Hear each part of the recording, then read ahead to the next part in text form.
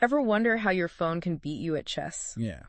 Well, that ability actually has roots going all the way back to the 1950s Oh, wow. with a guy named Arthur Samuel. Okay. This AI pioneer basically taught a computer to learn way before anyone even dreamed of smartphones. Wow. Today, we're going to take a deep dive into his work Right. using this article that you sent me Okay. titled Arthur Samuel, the Father of Machine Learning and AI Pioneer. Right. Published just this week, actually. Wow, very recent. Yeah. What's wild is that back then, AI research was all about logic and computers proving theorems. Okay.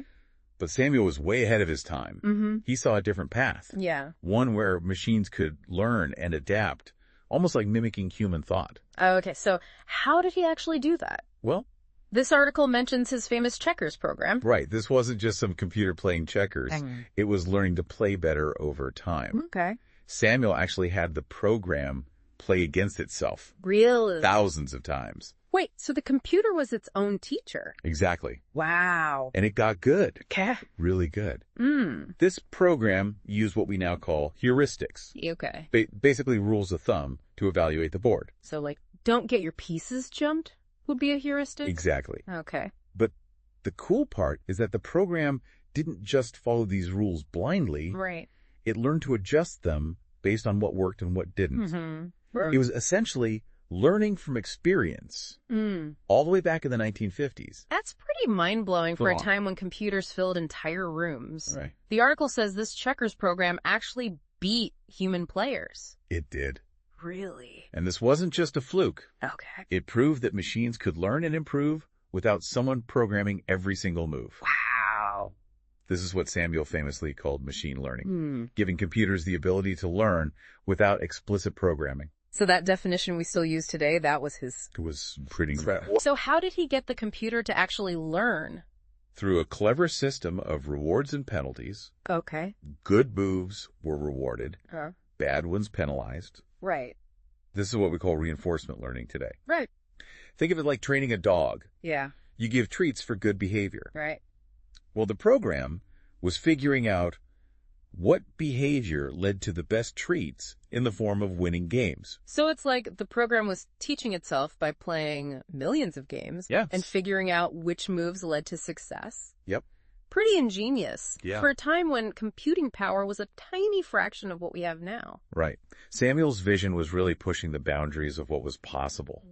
He even came up with innovative techniques like minimax search and alpha-beta pruning Okay. to make the learning process more efficient. These techniques are still used today, not just in games, Wow. but even in things like self-driving cars. Hold on. Yeah. You're telling me that the algorithms helping cars navigate might have some roots in a checkers program from the 50s. Absolutely. That's wild. It shows how impactful Samuel's work really was. He truly believed that AI could eventually surpass human intelligence Okay. in certain tasks. Yeah. And he was right.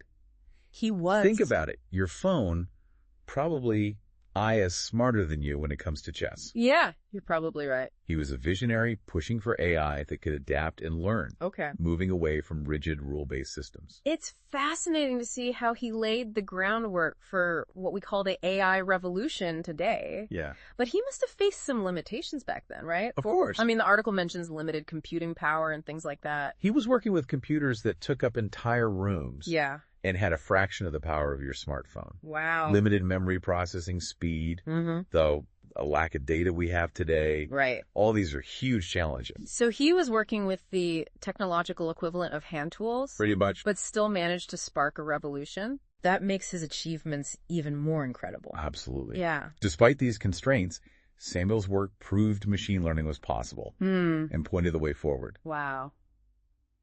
What's more, his vision ignited other brilliant minds, Okay. like John McCarthy, the guy who actually coined the term artificial intelligence, Oh. and Marvin Minsky, Okay. a pioneer in cognitive science. So he was inspiring the very people who would go on to define the field of AI. Exactly. Wow. It's like he sparked a chain reaction that continues to this day. Samuel's work is like the first chapter in the story of AI. Okay. And like any good story, Yeah. it gets even more interesting from here. I like where this is going. Yeah, me too. Okay, last we left off, Arthur Samuel was essentially lighting the touch paper on the AI revolution. Yeah. But how did we get from his checkers program to, say, Those robots that can sort packages in a warehouse. It's a fascinating journey. Yeah. And it all comes back to Samuel's core idea, Yeah. machines learning from experience. Mm-hmm. His work paved the way for things like neural networks and deep learning, Okay. which are behind so many of the AI applications we see today. Okay, confession time, I've heard those terms. Sure. But they always make me think of sci-fi movies. Yeah. What are neural networks in plain English? Imagine a bunch of interconnected nodes, Okay. like a vast network of tiny computers, each performing a small calculation. Okay. They're organized in layers. Right. And as data flows through these layers, the network starts to recognize patterns. Okay.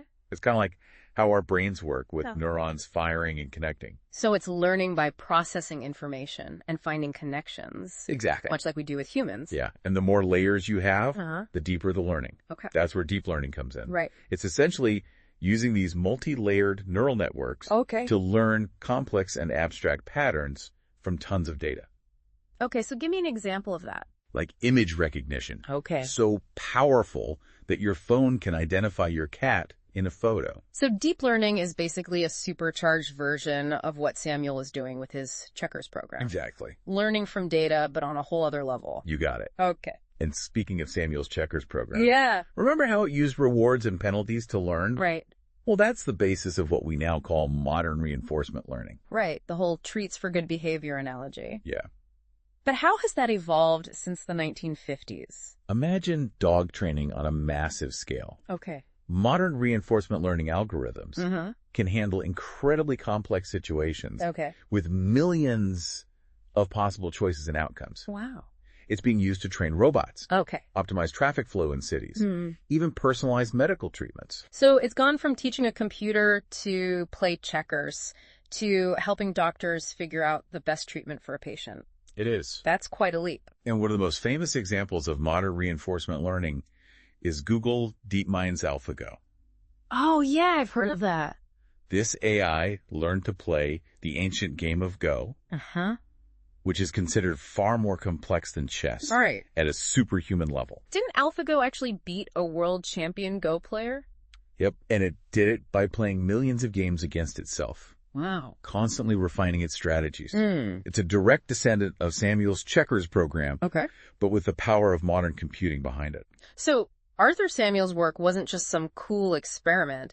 It truly laid the groundwork for the AI we see all around us today. It's almost like he was writing the first pages of a story that's still being written. Exactly. And it's a story with a lot of exciting chapters ahead. Yeah. But as we write those chapters, it's important to remember that with great power comes great responsibility. Right. As AI becomes more powerful, we need to think carefully about its impact. That makes sense. We can't just unleash super intelligent AI without considering the consequences. Right. So what are some of the things that we need to be thinking about as we move forward? Well, one key issue is AI autonomy. Okay.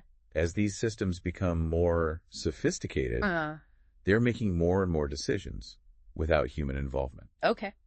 Take self-driving cars, for example. Right. They have to make split-second choices in complex situations. Yeah. And those choices can have huge consequences. Yeah, like deciding whether to swerve to avoid a pedestrian or stay on course and risk a collision. Exactly. That's a lot of responsibility for an algorithm. Exactly. So we need to ask ourselves, Yeah. how much autonomy are we comfortable giving these machines? Right. What happens when an AI system makes a mistake? Yeah. Who's accountable? Those are some heavy questions. They are. It's not just about the technology itself. It's about how we use it and the ethical frameworks we put in place. Absolutely. Another important consideration is bias. Okay. AI systems learn from data. And if the data is biased, the AI will be biased too. Right. This can lead to unfair or discriminatory outcomes. Okay. Especially in areas like hiring loan applications or even criminal justice. So it's like garbage in, garbage out. Exactly. If you train an AI on biased data, you'll get biased results. Precisely. That's why it's crucial to ensure the data used to train these systems is diverse, representative, and free from harmful biases. So it's not enough to just make AI more powerful. No. We need to make sure it's fair and responsible as well. Exactly. It's like raising a child. Okay. You don't just want them to be smart. Yeah. You want them to be kind, ethical, and thoughtful. Right. We need to instill those same values in the AI systems we create. That's a powerful analogy. It is. So we need to think about AI not just as a technology, but almost as a new form of intelligence that we're bringing into the world. That's a great way to put it. We're not just building machines. Right. We're shaping the future of intelligence itself. Right. And that's both exciting and a little bit daunting. Yeah. But by asking the tough question and working to create ethical frameworks for AI, we can ensure that it's a future we can all be proud of. So we've covered a lot of ground, from Samuel's early work to the rise of neural networks and the ethical considerations of AI. It's been quite a journey. It really has. But I'm curious about something. Okay. This article we're looking at is from October 24th, 2024. Right. Very recent. If Arthur Samuel were alive today, what do you think he'd make of the current state of AI? That's a great question. Yeah. I imagine he'd be blown away by the sheer scale of it all. Yeah. Back in his day, computers were room-sized behemoths. Yeah. Today, we carry more computing power in our pockets I know, it's crazy. than existed in the entire world when he was doing his groundbreaking work. Yeah, it's mind-boggling how far we've come. It really is. But beyond the technology itself, Right. What about the ways AI is being used? Do you think he'd be surprised by the applications we see today? I think he'd be both amazed and validated. Yeah. Amazed by the incredible things AI is being used for. Yeah. From self-driving cars to personalized medicine. But also validated because so much of what we're seeing aligns with his vision. Right. Remember, he believed AI could surpass human intelligence in specific tasks. And he was right. He was. Our phones can navigate us across cities, translate languages on the fly, even diagnose diseases with incredible accuracy. It's amazing. It's like science fiction becoming reality. It is, and it all goes back to Samuel's core idea of machines learning from experience. Right. He laid the foundation for that shift in thinking, and it's driving progress in fields we couldn't even imagine back then. It's almost poetic. Yeah. This one man working with these clunky old computers set in motion a revolution that's still unfolding today. It's incredible. It is. But as AI continues to evolve, where do we go from here? Yep. What are the next chapters in this story? That's the big question, isn't it? It is. I think one of the most exciting frontiers is the development of truly explainable AI. Okay. Remember how we talked about those black boxes in deep learning? Yeah. Where even the creators don't fully understand how the system arrives at its conclusions. Yeah, that always felt a bit unsettling. Like, how can we trust something if we don't even know how it works? Exactly. So there's a huge push right now to create AI systems that are more transparent. Okay. Where we can understand the reasoning behind their decisions. This is crucial not just for trust, but also for accountability and safety. So it's about lifting the curtain, so to speak, and making AI's decision-making process more understandable to humans. Precisely. And this ties into another big area of focus, AI ethics. Okay. As AI systems become more integrated into our lives, we need robust, ethical frameworks to guide their development and deployment. Right. We need to ensure that AI is used responsibly, fairly, and for the benefit of all humanity. Right. It's not enough to just make AI smarter. We need to make it better. We do. Kinder fairer, more aligned with our values as humans. I think Arthur Samuel would agree with that. Yeah. His work wasn't just about advancing technology. It was about expanding the possibilities of intelligence itself. And as we continue to explore those possibilities, we need to do so with wisdom, compassion, and a deep sense of responsibility for the future we're creating. Well said. So as we wrap up our deep dive into the world of Arthur Samuel, I'm left with a sense of awe at how far we've come and anticipation for what lies ahead. It's clear that Samuel's legacy isn't just about lines of code or algorithms. It's about the enduring power of human curiosity, ingenuity, and the drive to explore the unknown. I couldn't have said it better myself, from his checkers program to the AI revolution. Samuel showed us that even the seemingly impossible can become possible when we dare to dream big and pursue knowledge with passion and a spirit of innovation. And on that note, we'll leave you with this. The future of AI is still being written, and we all have a role to play in shaping that story. So stay curious, keep learning, and let's build a future where AI empowers and inspires us all. Thanks for joining us on this deep dive.